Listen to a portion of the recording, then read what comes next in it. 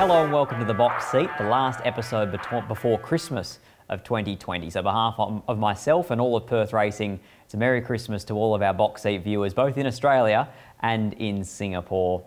Races on Wednesday. It's going to be very, very hot. 39 degrees, a good 4, rail at 14, and a twilight meeting just to try and offset some of that heat. Race number 1 on Wednesday is the Amelia Park Lodge Handicap. Over 1,000 metres for the 3-year-olds. We're going to watch the last start effort against the older horses of our Danny. The straight.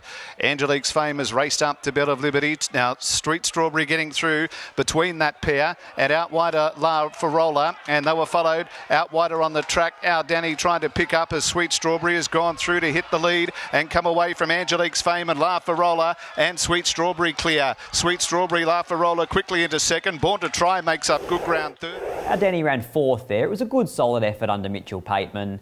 Comes back to 1,000 metres, back against her own age group, draws an inside gate, gets the 3 kilo claim for Carleen Heffel as well. And in a pretty small select little field, I thought she probably had arguably the best race form on the board. So I'm going in the opener with the Luke Fernie trained filly in our Danny. From number 1 in Genora, now this is probably a jump and run filly on her day, but she looks to be adding another bow to her little quiver at the moment. Because I think here that, again, from one of those inside draws, Victoria Corver will have her close handy, but not necessarily right up on the speed. Number 5, Red Inferno. Graham Ayres looks like he's got his hands on a pretty good one here.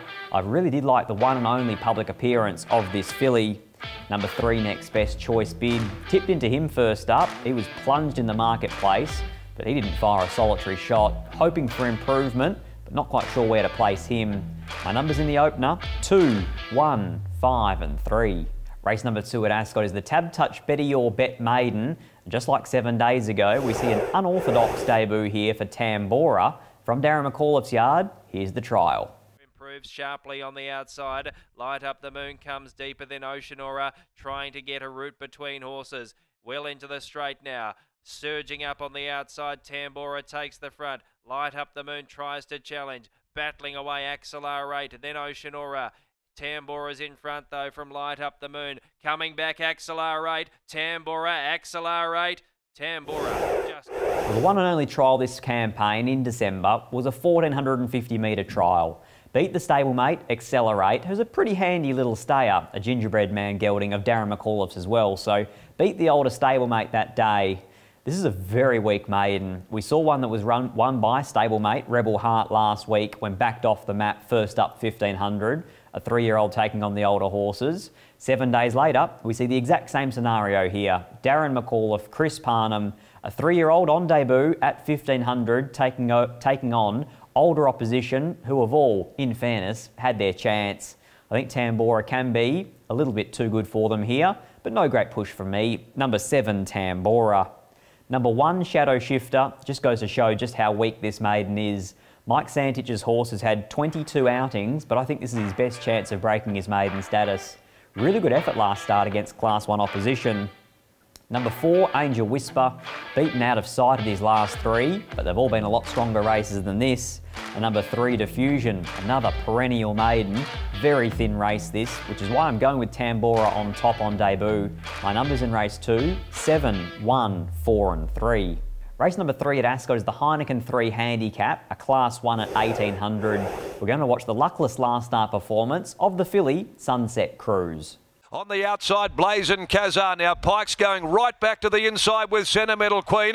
There's room to go through at the moment. Not a lot, but enough. Trade Thunder's the leader. Safe to make up. Diamonds for All joining it. Pike continues to get up on the inside with Sentimental Queen. Oh, he got through where Angels would fear to tread, and he's raced away with Sentimental Queen. Sentimental Queen, a beautiful rails hugging right. Well, Joey Azzopardi couldn't quite get any clear running there. She looked under pressure at the 600. She came again, got a second wind, tried for the inside run, balked, tried for the outside run, balked. Really didn't get the best of runs there. It was William Pike who got up along the inside with Sentimental Queen. A Class 3, back to a Class 1, and this time won't be William Pike on the inside. It'll actually be William Pike in the saddle for Sunset Cruise. So in another race here, a lightly raced 3-year-old taking on very exposed opposition. Probably almost the best bet on the program as well. This lightly raced filly of Adam Fairies looks to have a fair staying future, and I'm confident she can win the Heineken 3 Handicap. On top, number 5, From 6, Revus. If you watch that replay again, Revus is in the same race there at Pinjarra Park behind the winner in Sentimental Queen. Keshel Duran rode that day and got no luck for Revus. We saw this horse 7 days ago, went heavily supported with Chris Parnham on board. Got a long way out of his ground, he's only one paced, he's only limited, but I think here he is the logical danger. Number 4, I Am the Sheriff, who just kept coming last week, and number 1, Asymmetric, but for that really tough draw for Christy Bennett to overcome. My numbers in race 3, 5, 6, 4 and 1. Race number 4 at Ascot is the Keep Clean Handicap at 1100 metres.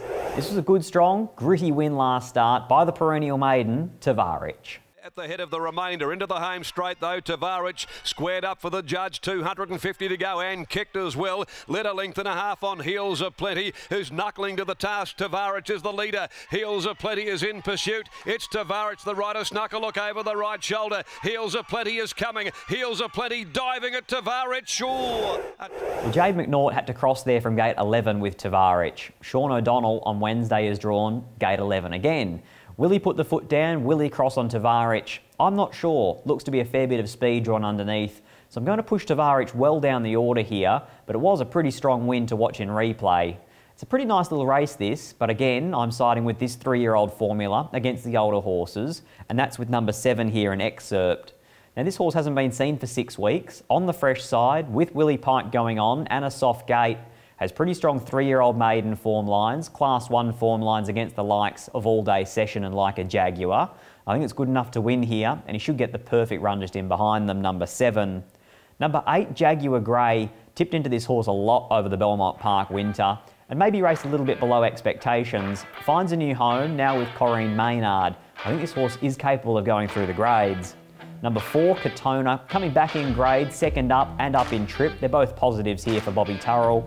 And number 3, Burning Bullet, was a first up winner last campaign at Northam, albeit in a pretty thin maiden. My numbers in race 4, 7, 8, 4 and 3. Race 5 at Ascot, the Morley Growers Market Handicap over the flying 1,000 metres. And this grey, my blue boy, just keeps getting better and better. City, Luke Starr right in behind the leaders on the fence in front of Raging Rocket and Mystic Love weaving away through now as they go down towards the 200. Rock the Planet had just opened up from Anno Shah, My Blue Boy on the outside. Leader is Rock the Planet with 100 to go. Digging in as My Blue Boy.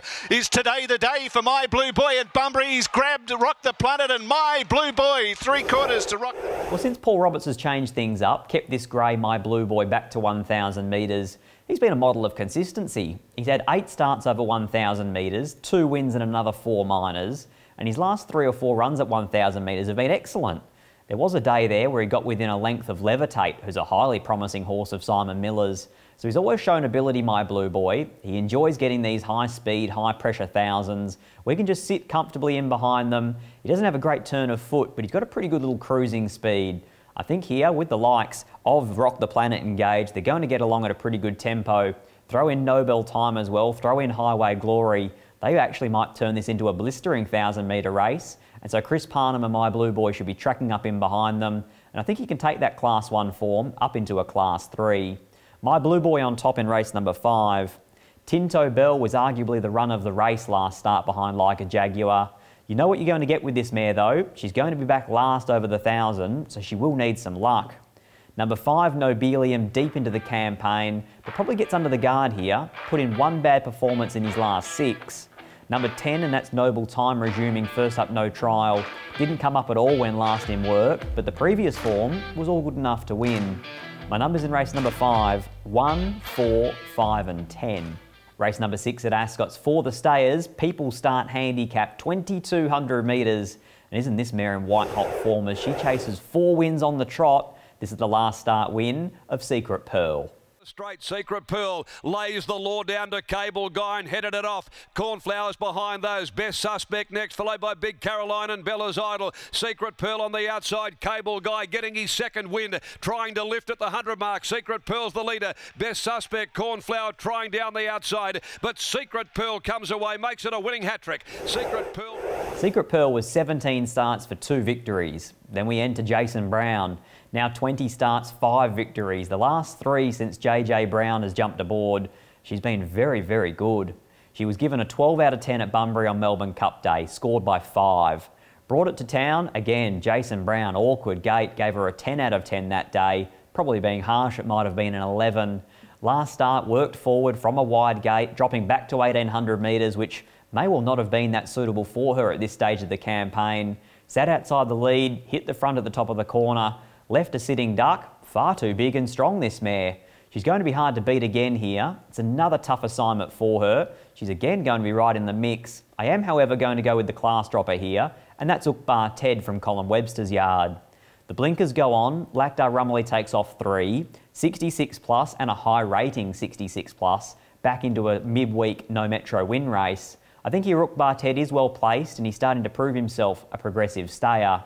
Clearly, the danger is going to be Secret Pearl. Any mare in form at a staying trip is awfully hard to toss. Bella's Idol got no luck last start. If Austin Gallardi can find the front, it really brings Bella's Idol into contention. And number 8, Safe to Make Up. Willie Pike jumps aboard, Justin Warwick stayers. Going to have a lot of support, this horse, no doubt. My numbers in race 6, 2, 3, 1 and 8. Race number 7 at Ascot, the Seppelt Wines handicap, and could definitely use a Seppelt Wines Chardonnay at the end of the day. It's going to be mightily hot still at 6:35 in Western Australia. But the replay horse was the first up win of Ginger Flyer. Track is Do Wah Diddy trying to work into the race. Ginger Flyer flattened up at the 300 and led by a length and a half. Still Oxbridge. Do Wah Diddy is still running on right down the middle. Ginger Flyer though by a length and a half with 100 left to go. Do Wah Diddy coming to the end of its run. Ginger Flyer finding plenty under pressure late and does it from go to woe. On the line Ginger Flyer by 2 Do Wah Diddy. Once Bo Edwards was able to cross to the top, this filly was going to be awfully hard to beat. I say filly because I think of her from all her 3-year-old form alongside the likes of Chantria. She's now obviously a 4-year-old mare, but she's still capable of winning more than this, I feel. A soft win first up in a Class 1, should get a soft lead second up in a Class 3. I'm thinking maybe by the end of the day they might start to make some ground, especially as that rail starts to creep out from the 10 to the 12, now the 14. It's typically where it starts to change up from a pattern perspective. So I'm hoping that we can get over the top here, and it's a 3-year-old. Yeah. Surprise, surprise, taking on the older horses here called Sentimental Hero. I was very disappointed with what I saw last start at Bunbury because I thought this horse was right on his way to the top level of 3-year-old company. But here, second up after that freshen up, with a bit of cover, I think he's the one to beat here and he might stamp himself as a carnival contender come the autumn period. Number 9 on top for me. From 3, Ginger Flyer, if the leaders are kicking clear at the top of the corner, this mare is very hard to run down. Number 6, Specialism, hasn't won for a long time, but consistently knocking on the door. And number 2, Brutus Maximus, great to see him finally win a second race, but can he just hold that form? That's the big question mark. My numbers in race number 7, 9, 3, 6 and 2. Moving to best bets at Ascot on Christmas Eve, the 23rd of December 2020.